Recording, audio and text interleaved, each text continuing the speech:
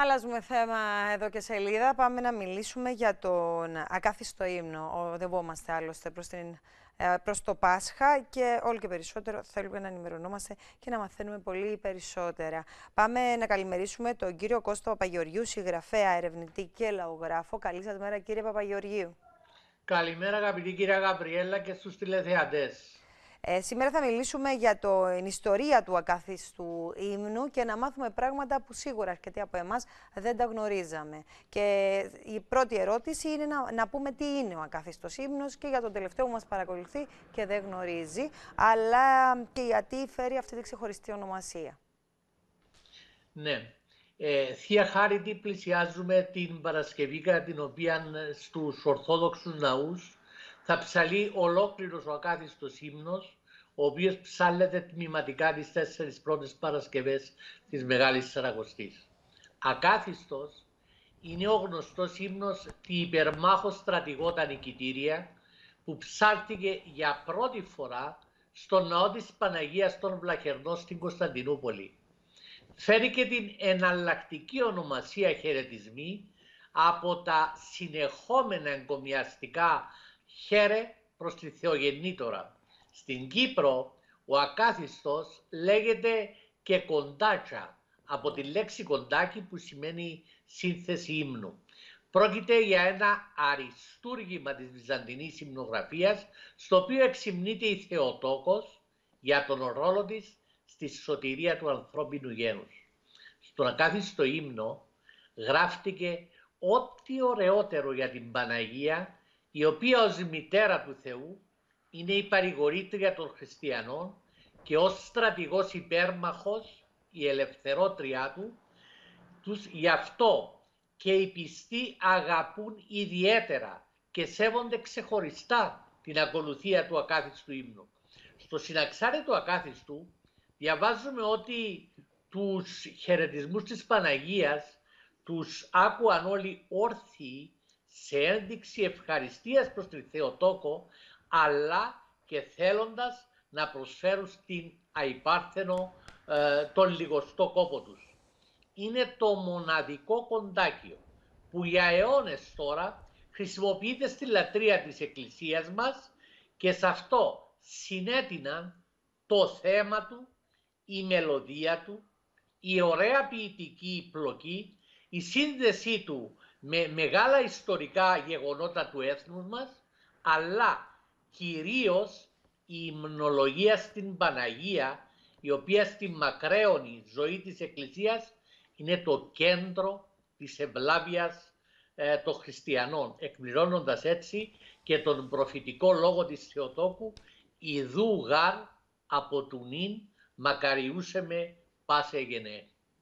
Κύριε Παπαγεωργίου, αν μπορούμε να το πούμε, ποιος σύνθεσε τον ακάθιστο ύμνο, αλλά και πότε έγινε αυτό, για να έχουμε σήμερα εμείς αυτό και να δοξολογούμε τη Παναγία. Ο υμνογράφος του ακάθιστου ύμνου, αγαπητή κυρία Γαβριέλα, παραμένει ανώνυμος, αφού είτε από παράληψη είτε από ταπείνωση δεν αποθανάτησε το όνομά του, ούτε και τη χρονολογία σύνθεσης του ύμνου. Κατά καιρούς εκφράστηκαν διάφορες απόψεις ως προς τον υμνογράφο και τη χρονολογία σύνθεσης, με επικρατέστερες αυτές που θέλουν ως συνθέτη τον Ρωμανό τον Μελωδό, τον Πατριάρχη Κωνσταντινουπόλεως Γερμανό τον Πρώτο, τον Ιερό Φώτιο, τον Κοσμά τον Μελωδό και άλλους. Οι περισσότεροι μελετητές της Ορθόδοξης παράδοσης, έχοντας ως κριτήρια τις εκφράσεις, την ποιητική αρτιότητα και τη δογματική πληρότητα του ύμνου, συγκλίνουν στην άποψη ότι συνθέτης του ακάθιστου είναι ο περίφημος εκκλησιαστικός ποιητής και υμνογράφος Ρωμανός ο Μελωδός, που έζησε τον 6ο αιώνα και θεωρείται ένας από τους μεγαλύτερους ελληνόγλωσσους ποιητές όλων των εποχών. Η σύγκληση των απόψεων των μελετητών ενισχύεται και από μια σημείωση σε κώδικα της Ιεράς Μονής Βλατάδων του 13ου αιώνα, η οποία σημείωση γράφτηκε το 16ο αιώνα, όπου αναφέρεται ο Ρωμανός ως ποιητής του ύμνου. Ο πνευματικός και λογοτεχνικός πλούτος με τον οποίο διαρθίζεται ο ακάθιστος ύμνος επίδρασε σημαντικά και στην νεοελληνική λογοτεχνία και ως εκ τούτου κορυφαίοι δημιουργοί μας όπως ο Παπαδιαμάντης, ο Παλαμάς, ο Άγγελος Σικελιανός, ο Ελίτης εμπνεύστηκαν από το λαμπρό έργο της Ορθόδοξης πίστης. Κύριε Παπαγεωργίου, να αναφέρουμε πότε και κάτω από ποιες συνθήκες ψάλθηκε για πρώτη φορά ο ακάθιστος ύμνος. Ναι, αυτό είναι πολύ σημαντικό. Ο ακάθιστος ύμνος ψάχθηκε για πρώτη φορά στις αρχές του 7ου αιώνα μετά από το ακόλουθο ιστορικό γεγονός.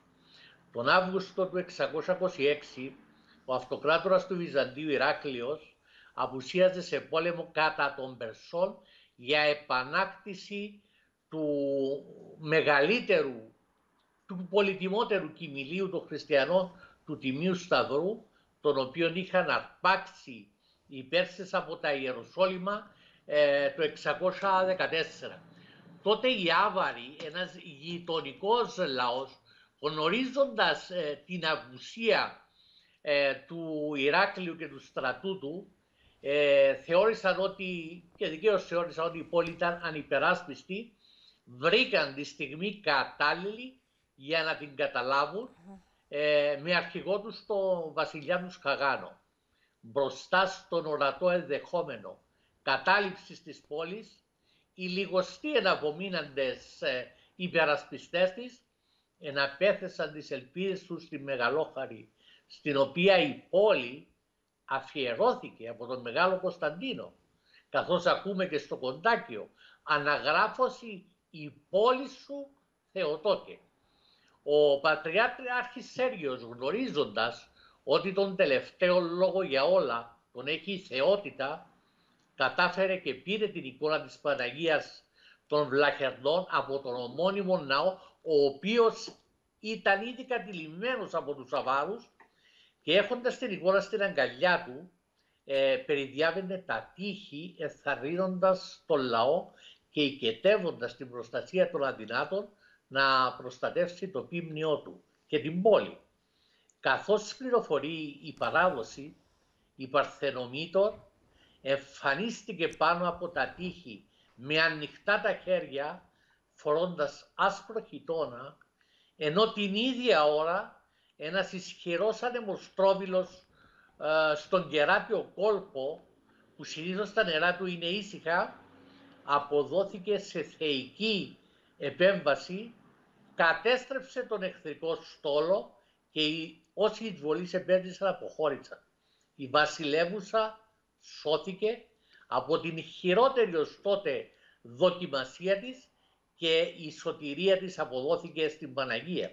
Κατά το Συναξάρι, με το τέλος της πολιορκίας, οι κάτοικοι της πόλης, θέλοντας να ευχαριστήσουν τη Θεοτόκο για την παρέμβασή της, συγκεντρώθηκαν όλοι στον ναό της Παναγίας των Βλαχερνών, όπου όρθιοι, γι' αυτό και ακάθιστος, έψαλαν τον ύμνο, αποδίδοντας τα νικητήρια και την ευγνωμοσύνη τους στην υπέρμαχο στρατηγό.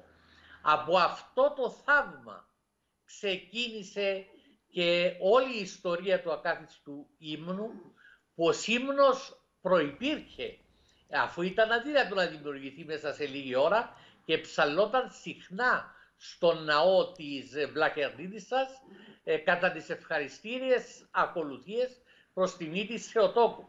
Εκείνη τη μέρα, αυτό είναι σημαντικό, το προσταχθέν μυστικός λαβών εγνώση προήμιον, το οποίο μέχρι τότε ψαλόταν, αντικαταστάθηκε με το υπερμάχο στρατηγό τα νικητήρια, το οποίο προσέδωσε δοξολογικό και εγκομιαστικό τόνο.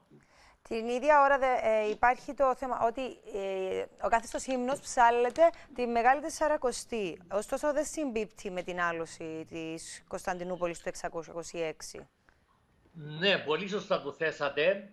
Ο ακάθιστος δεν συνδέεται άμεσα με την περίοδο της Μεγάλης Τεσσαρακοστής, αλλά με την εορτή του Ευαγγελισμού, που πάντοτε εμπίπτει σε αυτή την περίοδο.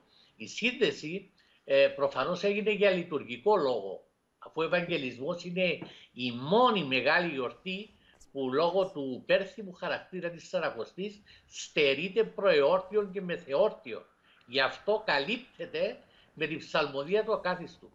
Οι Έλληνες χριστιανοί θεωρούμε τον ακάθιστο ύμνο ως το τελειότερο και πιο αξιοθαύμαστο έργο τέχνης στη θρησκεία των πατέρων μας και τον περιβάλλουμε με αγάπη, σεβασμό και συγκίνηση. Σε αυτόν και στο πρόσωπο της Θεοτόκου βλέπουμε ενωμένες την εκκλησιαστική και την εθνική μας παράδοση. Η Παναγία μας σε κρίσιμες ώρες του ελληνισμού έγινε ύμνος, δύναμης, αγώνας και μέρος της ιστορίας μας. Για αιώνες και μάλιστα στη διάρκεια της πολύχρονης τουρκικής σκλαβιάς, ο ακάθιστος ύμνος ήταν ο εθνικός ύμνος του γένους. Καθημερινά, σε όλα τα ορθόδοξα μοναστήρια και σε αρκετά σπίτια ευσεβών χριστιανών διαβάζονται οι χαιρετισμοί, τους οποίους πολλοί γνωρίζουν απ' έξω. Κατά συνήθεια, κυρία Γαβριέλα, του Οικουμενικού Πατριαρχείου, την τρίτη στάση των χαιρετισμών, σε απόντηση τιμής στη μνήμη των γεγονότων της σωτηρίας της πόλης, που έγινε το 626, και της πρώτης ψαλμοδίας του ύμνου, ο Οικουμενικός Πατριάρχης πηγαίνει στον ναό της Παναγίας των Βλαχερνών.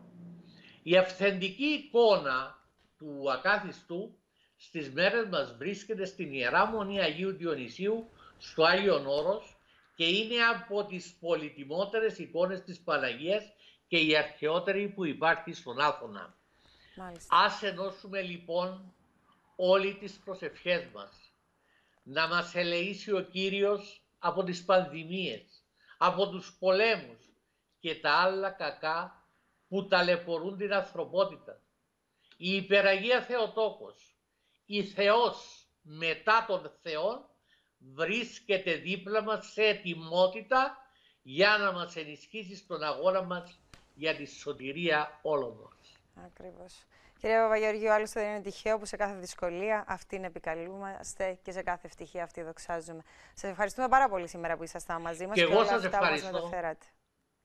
Καλή συνέχεια και θα τα πούμε σύντομα. Καλή συνέχεια. Εμείς τώρα